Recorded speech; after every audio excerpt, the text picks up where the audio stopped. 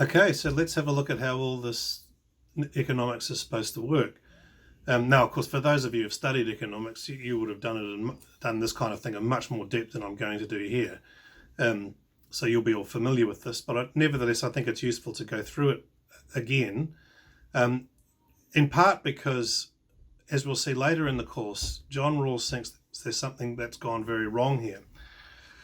Okay, all right, now there's a lot of graphs to look at, so unfortunately, I think for many of you are not going to enjoy this part of the course very much because you've got to spend the rest of this episode looking at graphs. But the key thing here is to take your time trying to understand them. Pause the video, look at the slide, think about what this graph is trying to show, and take your time over it.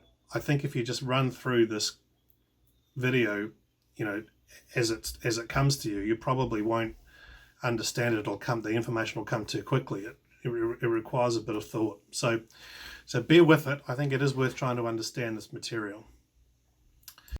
Okay, so here we have our first graph, the Pareto indifference curve.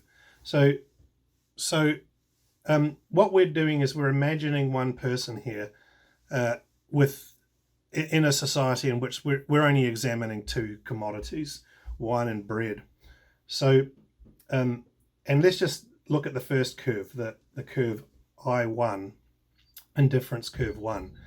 So you can see up here, this person has 6 bottles of wine and 1 loaf of bread, and down here, the person has 1 bottle of wine and 6 loaves of bread. And the idea is that this person, and in between there's all differences, right? So sort of here there's 3 bottles of wine and 2 loaves of bread and so on.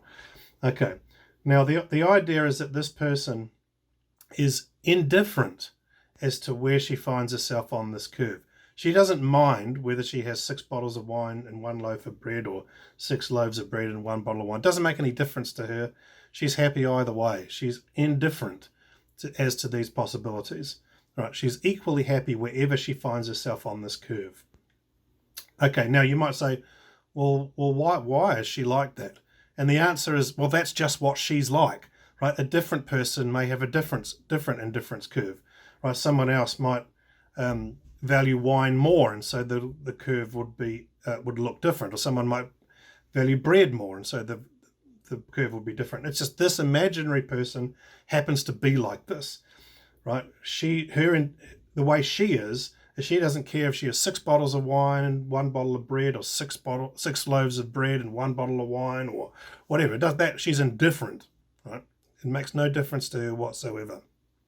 So there's her curve 1. That's what she's like. That's what her preferences are like.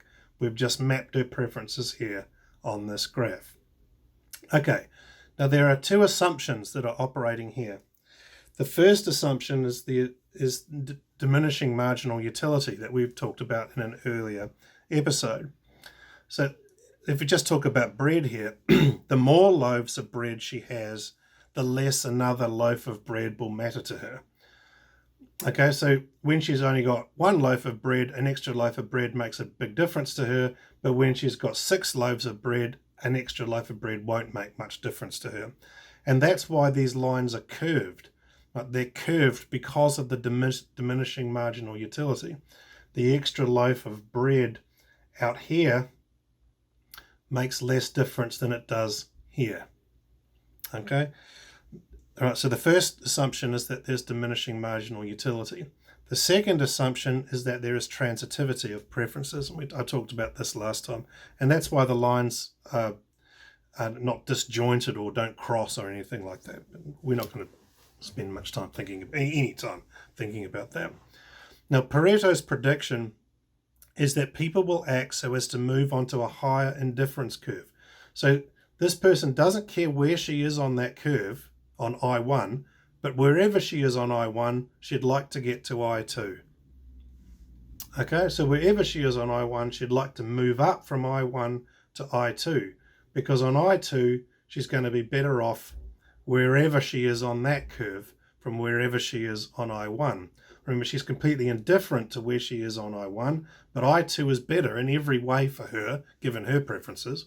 I2 is better in every way, and I3 is better in every way than I2 and I4 is better in every way than I3, and so on.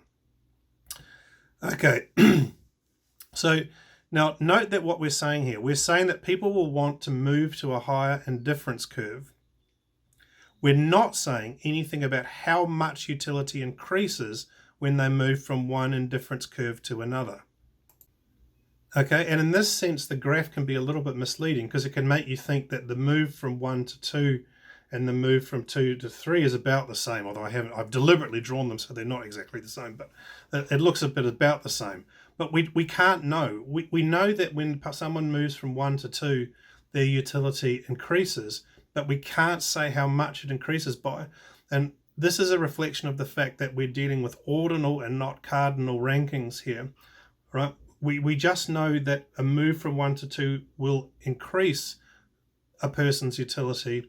We don't know how much it will increase it by, right? We can't put numbers on any of this. Well, we know that 1 to 2 is, from I1 to I2 is an improvement, but we can't tell you how much of an improvement it is. Okay, these rankings are ordinal, not cardinal.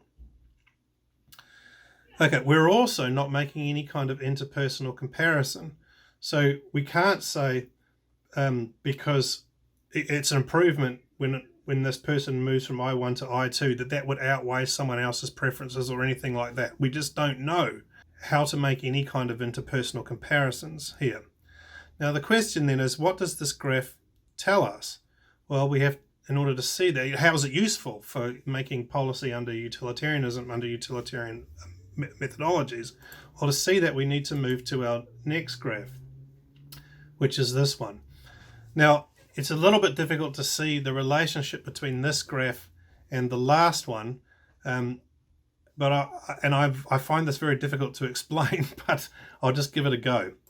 Okay, so if we're dealing with just a person, let's just call this person that we were talking about before, person A, and we're saying that the person wants to move from indifference curve 1 to indifference curve 2, and indifference curve 2 to indifference curve 3, and so on. This person wants to move up. Okay, now how we've represented that on this graph is we've got person A here, and that person wants to move up this axis, right? Wants to move up on this graph. Okay, okay, so here we've got each of these, so AI1, AI2, AI3, AI4, AI5, they are these curves, right? And we've just sort of represented them, as it were, one-dimensionally here. I hope that makes some sense. Whereas you can imagine another person who has exactly the same indifference curves represented on this graph as B. This person wants to go to the right. Okay, so A wants to move to a higher indifference curve. That means moving up. B wants to move to a higher indifference curve for B, and that means moving to the right. Okay, now I hope that makes some sense. If this doesn't make sense, then you won't understand anything that's coming next. So it's worth pausing to have a think about this if you don't get it already. Just to have another quick crack at it, quick summary. Here, A wants to move to a higher indifference curve. Okay, and on the second graph, that's represented as A wanting to move up.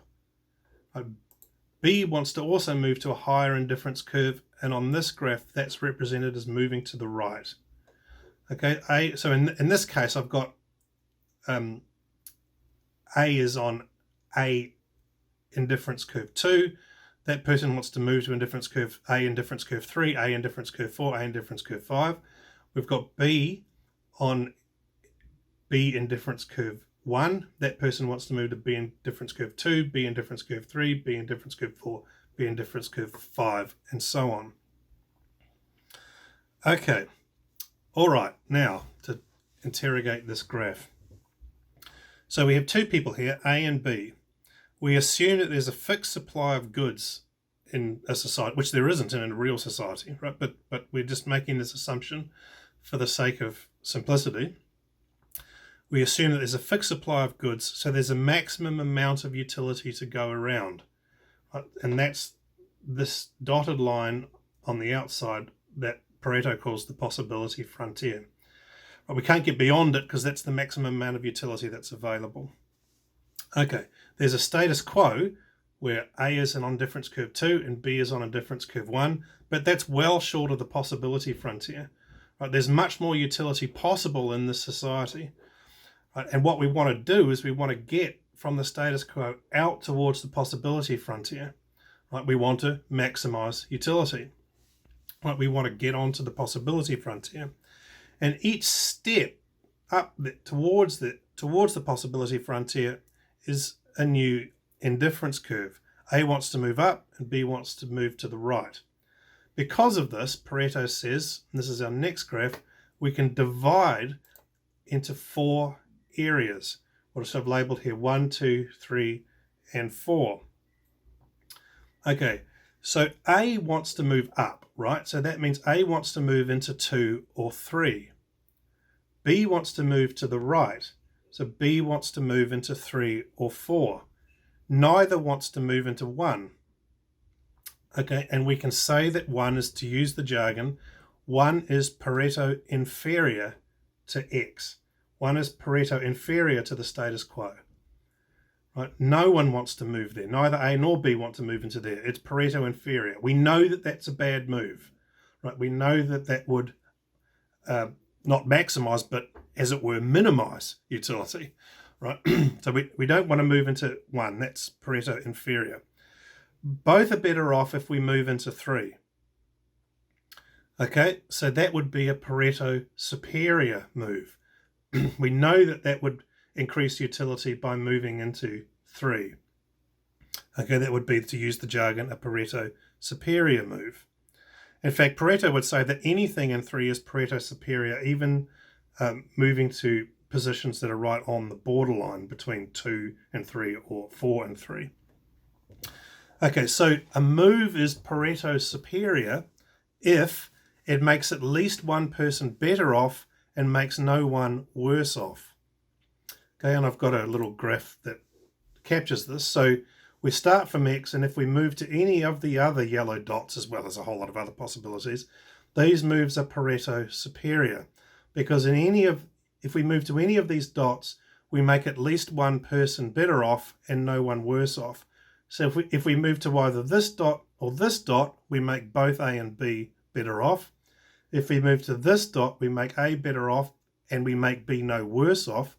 And if we move to this dot, we make B better off and we make A no worse off. Now, Pareto says that in a free market with 0 transaction costs, A and B will transact to increase their utility until the possibility frontier is reached. So they'll trade between each other and move out into the possibility frontier. Okay, now what are we to say about 2 and 4? What are we to say about these areas 2 and 4? Now we need to remember that we're dealing only with ordinal rankings, not cardinal rankings here. Right? So the consequence of this is that we don't know whether moving into 2 or 4 will maximize utility or not. We know that moving into 3 will increase utility from X, right? But we don't know whether moving into 2 or 4 will increase utility from X. We don't know whether it will or not. We can't tell. And Pareto calls them undecidable. These are the 2 and 4 are the Pareto undecidable areas. It may be, now we know that, say, moving into 2 will make A better off and B worse off, but it may increase A's utility by more than it decreases B's utility. So it may actually increase utility by moving into 2. But remember that we can't make any interpersonal comparisons on this model. So we don't know whether it will make A better off more than it will make B worse off. Right? So these are undecidable. Right? These are undecidables. What we do know is that in a free market with 0 transaction costs, the parties would never transact in a way that would move them into 2 or 4, because A would never agree to move into 4 and B would never agree to move into 2. Okay, so to make a move into 2, you have to force B. To make a move into 4, you have to force A. There has to be coercion for this. And that may happen. It may happen through, for example, state intervention. So, for example, if the state decides to tax A in order to benefit B, that may move us into 4. And this is a desirable move. That would be a desirable move from a utilitarian perspective, only if the increase in B's utility is greater than the decrease in A's utility. But Pareto says there's no scientific basis for working that out. Right? He's not saying that you shouldn't ever do it. He's just saying that he can't provide you with the information that you would need in order to make that decision. There's no scientific basis for a move into 4 or a move into 2. Right? He's not saying that you shouldn't do it. He's just saying that he can't provide evidence to support that move. Nevertheless, governments do this all the time, and they justify it on various bases, such as a justice. They would claim that was redistributing wealth in a just way, or they might say it leads to wealth maximization, or so on. Okay, so that's essentially how this system works. As I say, I know that that's not easy, but I mean, one advantage of it being in a video is you can go over it again and again, and also Ian Shapiro does in his textbooks. And I think it's really worth trying to get a hold on this. When we come back for the next episode, we'll look at some problems with this position.